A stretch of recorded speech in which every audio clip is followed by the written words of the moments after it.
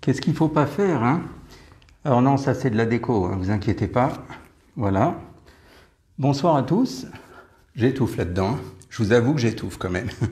Bonsoir à tous. Alors, ça vous rappelle quelque chose, ça? Vous savez? Les trois singes, les singes de la sagesse. Ne rien dire, ne rien voir, ne rien entendre. Eh bien, c'est de ça dont je voulais vous parler ce soir. Alors oui, c'est vrai, il y a un petit peu de déco, hein, de temps en temps, il faut faire des petites choses. Alors voilà, en fait, ces trois singes qui sont bien connus, parce que ça fait quand même maintenant quelques siècles, ou quelques années en tout cas que ça existe. Donc l'idée c'est par rapport au mal d'une manière générale. Ne pas voir le mal, ne pas entendre le mal et ne pas dire du mal. C'est les trois singes de la sagesse. On voit souvent ces trois petites statuettes. Donc il y en a un qui se tait, l'autre qui se bouche les oreilles et puis l'autre qui met sa main devant les yeux. Donc moi j'ai fait les trois en même temps. On étouffe, hein, dans le masque, sans la vue, sans les oreilles. Franchement, c'est un caisson étanche et on ne sait pas ce qui se passe. Heureusement, aujourd'hui, c'est juste le masque. On ne sait jamais, peut-être qu'un jour, on nous enlèvera la vue et les oreilles, mais pour l'instant, on arrive encore à parler et à se voir. Donc, c'est déjà une bonne chose. Alors voilà, en fait, ce que je voulais vous dire à propos de ces mauvaises actions, en fait, on le dit, on dit n'écoute pas ce qui te mène à ces mauvaises actions, on dit ne regarde pas finalement ces mauvaises actions comme naturelles, le mal, hein, je veux dire, il ne faut pas voir le mal comme quelque chose de naturel, et puis il ne faut pas parler sans fondement. Tout ça, ce sont des choses essentielles qui représentent la sagesse. Donc ces trois singes en question. Et en fait, voir, parler ou entendre le mal, ça va avoir un effet toxique finalement sur le corps, mais aussi sur l'esprit. Donc à partir du moment où vous commencez à parler du mal, vous entretenez le mal. Alors évidemment, on pourrait se dire oui, mais moi, je suis quelqu'un de tout va bien, j'ai pas le mal. En fait, nous avons tous en nous le bien et le mal. C'est pas l'un ou l'autre. Même la personne la plus gentille, la plus adorable, si on la titille un petit peu, si elle est énervée, si quelqu'un finit par l'énerver, à un moment donné, il peut y avoir un effet de surprise, de se dire mince, mais je ne la connaissais pas comme ça, cette personne. Et au final, ça peut surprendre. C'est la même personne, mais son comportement a changé. Parce que tout va dépendre. On a déjà vu des gens comme ça, hein, quand ils sont dans le monde social, on se dit waouh, cette personne est extraordinaire. Et un beau jour, on apprend, par exemple, que dans le couple, eh bien, la personne est agressive, et elle va même des fois plus loin. Puis on se dit mais non, mais pas possible, c'est pas possible, pas lui ou pas elle. Ça surprend souvent. Ça surprend parce qu'on a plusieurs facettes. On a en fait en nous toutes les facettes. On a le côté gentil, le côté méchant, on a le côté agressif, le côté...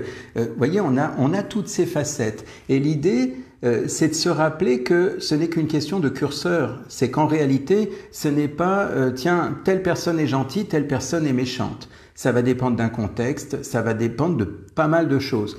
Moi, j'ai vu des gens qui étaient agressifs, qui étaient mauvais, simplement parce que quelque part il y avait une sorte de rancœur à l'intérieur.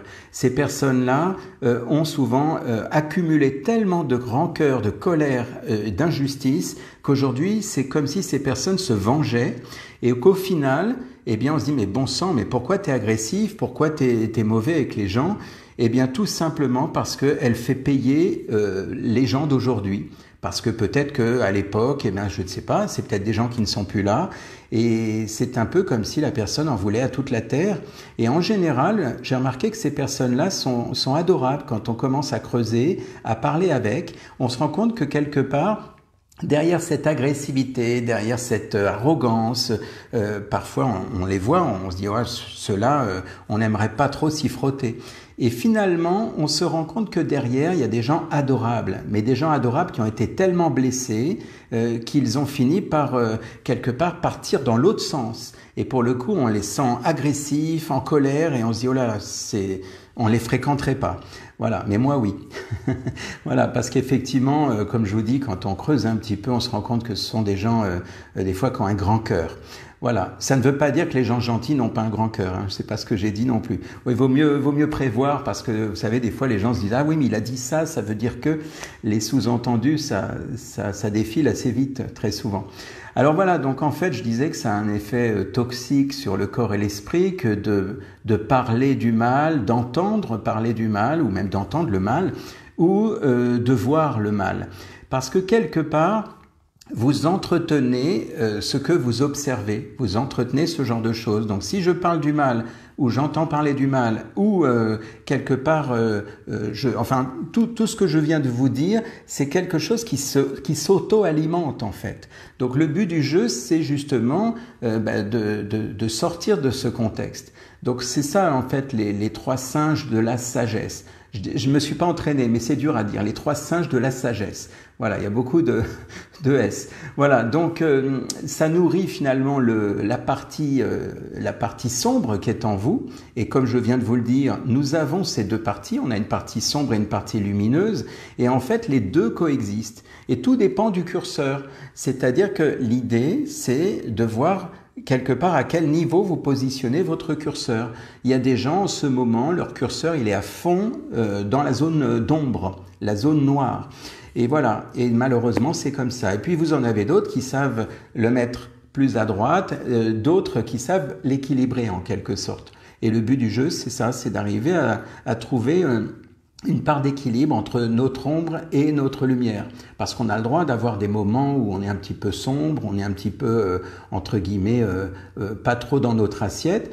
Ben là, on est plus dans le côté sombre. Mais très vite, si on sait se ressaisir, si on arrive à retrouver l'équilibre, eh bien, l'idée, c'est que la différence entre les hauts et les bas puisse se rapprocher du centre. Vous voyez, souvent, je fais l'image d'une vague. Eh bien, si ça fait des pics et des creux, ce n'est pas évident. Maintenant, si les pics et les creux, au final, se rapprochent du centre, il n'y a plus de pics et de creux. C'est comme, vous savez, la houle, quand tout va bien, quand la mer est assez calme et il y a un petit peu de houle, là, en général, ça se passe bien. En revanche, si c'est la tempête, effectivement, on aura des grosses vagues énormes et ça va faire des pics et des creux. Donc, si on fait la métaphore on fait le rapprochement par rapport à cette notion du bien et du mal, eh bien, l'idée, c'est de se rapprocher du milieu et là, il ne se passera rien d'extrémiste, en quelque sorte. Voilà. Donc maintenant, il faut faire attention aux confusions. C'est aussi pour ça que le fait de dire par rapport à ces trois singes, ah ben je ne vais pas voir, je ne vais pas dire, je ne vais pas entendre, ça n'est pas non plus être dans le déni. Et ça c'est très important de faire la différence. Parce que quelque part, il ne s'agit pas de confondre le fait de ne pas voir avec le fait d'être aveugle. Parce que si je suis aveugle, ça veut dire que quelque part, soit je ne m'intéresse pas à la vie, soit je suis dans le déni. Donc l'idée c'est ne pas voir consciemment, c'est-à-dire volontairement, je fais comme si le mal, j'ai conscience qu'il existe, mais je ne le vois pas, ça veut dire que je ne me focalise pas là-dessus. C'est pas la même chose. Ça ne veut pas dire que je suis dans le déni en disant mais non, mais tout va bien, la vie est belle. Non, ça veut dire je sais que le mal existe, mais je ne me focalise pas dessus. Je ne suis pas dans l'obsession de regarder, de scruter le mal. Il y en a qui font ça avec la télévision. Et donc l'idée, c'est d'arriver à ce que vous puissiez être informé sans pour autant être dans une obsession, vous savez, qui repasse en boucle en quelque sorte. Voilà, donc ça c'est quelque chose d'essentiel. Donc le fait de ne pas voir ne veut pas dire je suis aveugle parce que par exemple notre monde actuel, les actions qui sont menées en ce moment au niveau de la planète, j'allais dire, il y a encore beaucoup de gens qui sont aveugles et ce que j'évoque là, c'est le fait de dire ne pas voir, mais ça ne veut pas dire être aveugle. Donc, il est important d'être quand même informé. Informé, pas déformé. Hein. J'ai dit donc pas de télévision, je parlais pas de la télé, je parlais d'informer. Bon, enfin voilà. Ne pas entendre, c'est pareil, ce n'est pas le fait de refuser d'écouter. Ne pas entendre, ça veut dire quelque part, je fais en sorte de ne pas prêter attention à des choses néfastes, des choses qui pourraient me polluer en quelque sorte, des choses qui seraient toxiques. Seulement, on peut écouter. On peut écouter parce qu'il y a une façon de filtrer l'information aussi. Comme je disais tout à l'heure, là aussi, il ne s'agit pas donc d'être dans le déni. Et puis qu'est-ce qu'on a d'autre? On avait aussi le fait de ne pas dire. Alors, ne pas dire, ça ne veut pas dire non plus être muselé, comme l'histoire du masque, hein, dont on a souvent parlé, être muselé, se taire. Ce n'est pas ça, ne pas dire. Ne pas dire, ça veut dire ne pas propager, par exemple, ne pas propager des mauvaises paroles. C'est d'avoir, par exemple, la parole juste, et ça, c'est différent. Il y a une autre vision des choses. On voit ça autrement cette fois. Donc, voir, entendre et dire, c'est quelque chose d'essentiel puisque c'est notre communication. On en a besoin, d'où mon titre. On a besoin d'essence en 2 mots, hein, nos 5 sens, on a besoin d'essence pour avancer. Voilà, et en fait, effectivement, l'observation, c'est important, la bonne écoute, c'est important, et la parole juste, c'est important. Donc, vous voyez la différence entre ne pas dire, ne pas voir, ne pas entendre, qui est plutôt par rapport à tout ce qui pourrait me polluer, m'intoxiquer, on pourrait dire. Et le fait d'observer, ça veut dire j'ai quand même les yeux ouverts. Je ne suis pas aveuglé comme au début de ce direct où j'avais carrément quelque chose qui m'aveuglait complètement. Ce n'est pas ça en fait. Donc l'idée c'est ça, c'est vraiment de se rappeler que j'observe le monde, j'observe ce qui se passe, j'ai une bonne écoute, je suis attentif à ce que l'on me dit, je filtre l'information et pour filtrer l'information et savoir qu'est-ce qui est juste, eh bien j'écoute si possible des versions opposées. Et oui, parce que si j'écoute qu'une seule version, eh bien je ne vais jurer que par cette version. Et donc, pour le coup, je vais m'enfermer quelque part. Le but, c'est pas de s'enfermer. Si on veut s'ouvrir à la communication, on doit avoir tous les sons de cloche. On doit entendre les personnes qui sont dans une direction et les personnes qui s'expriment dans une autre direction. C'est ce qui permet d'avoir un discernement. Parce que si je n'écoute qu'une version, je vais m'enliser dans cette version, je vais avoir de plus en plus de sons de cloche identiques et je vais dire c'est ça la vérité. Seulement, je peux me tromper. Donc, l'idée, c'est de faire chacun sa propre opinion. Personne au monde ne pourra vous dire ce qui est vrai de ce qui est faux. C'est vous seul qui pourrez avoir ce discernement à l'intérieur, si ça sonne juste pour vous. Voilà, donc ça, c'est important. Donc, vraiment, de pouvoir être vraiment à l'écoute, une bonne écoute. Ça, c'est quelque chose d'essentiel. Et puis, comme je disais, la parole juste, parce qu'évidemment, au moment où vous prenez la parole, il ne s'agit pas d'être confus et de dire tout et n'importe quoi parce que pour le coup, vous allez créer la confusion chez les autres. Donc l'idée, c'est parfois, et c'est là où les trois se combinent, c'est là où il est bon d'écouter beaucoup les gens avant de prendre la parole, avant de leur couper la parole, par exemple. Il y a certains journalistes, malheureusement, qui coupent très, très souvent la parole et c'est très désagréable. Donc c'est bien de faire ça, c'est bien aussi d'observer la gestuelle, les mimiques, la façon dont la personne s'exprime. Et puis, bien sûr, au moment où je prends la parole, si j'ai suffisamment écouté, j'étais sous silence, alors je peux avoir une parole juste. C'est-à-dire effectivement qu'à ce moment-là, au moment où je prends la parole, eh bien, je prends la parole pour que ça percute chez l'autre, que l'autre se dise il n'a pas parlé beaucoup, mais il a dit des bonnes choses. Voilà, et ça c'est important.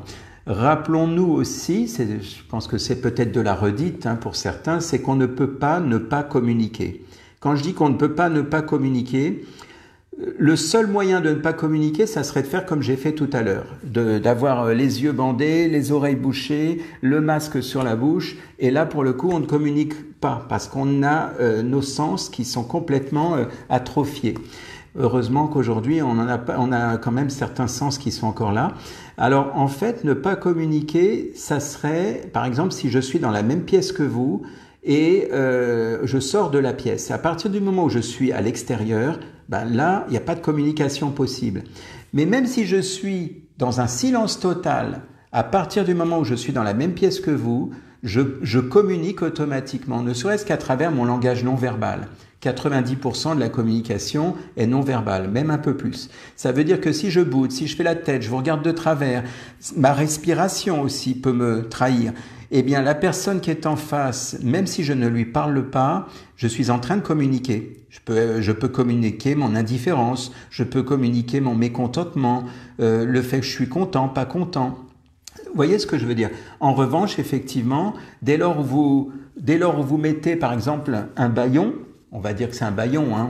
J'ai pas de bâillon, j'ai pas de muselière, désolé. Donc je mets ça. Si je mets ça, bah déjà je communique moins. Si en plus je me bouche les oreilles et que je me bouche les yeux, bah évidemment il n'y a plus de communication possible.